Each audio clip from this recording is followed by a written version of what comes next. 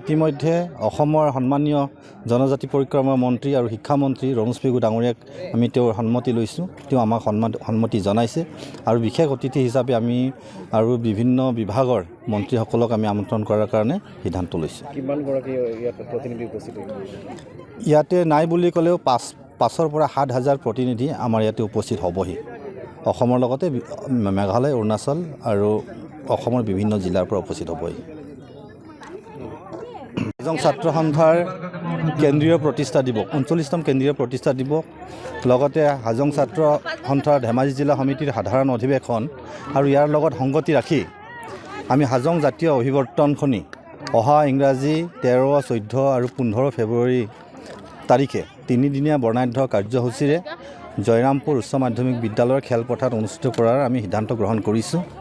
এই অনুষ্ঠানত অসম, মেঘালয় আৰু অৰুণাচলত বসবাস কৰি থকা হাজংসকলৰ প্ৰতিনিধি ইয়াত উপস্থিত হ'বহি আৰু লগতে বিভিন্ন আমাৰ যি সমস্যা আছে, কিছুমান সামাজিক সমস্যা আছে, ঠিক তেনেকৈ কিছুমান আমাৰ যি পৰম্পৰাগত কিছুমান লোক পৰম্পৰা, কিছুমান পূজা উপাসনা পদ্ধতিও আছে, সেইবিলাক যাতে আমি এক কৰিব পৰা যায়, এই বিষয়খিনি ইয়াতে আলোচনা কৰা হ'ব।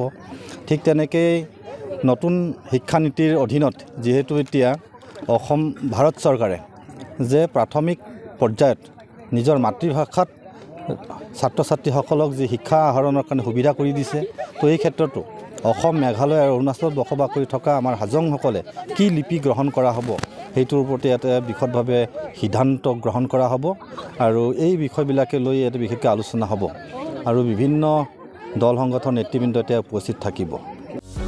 যিকোনো খবৰৰ বাবে যোগাযোগ কৰক আমাৰ এই নম্বৰত 9181 307 221।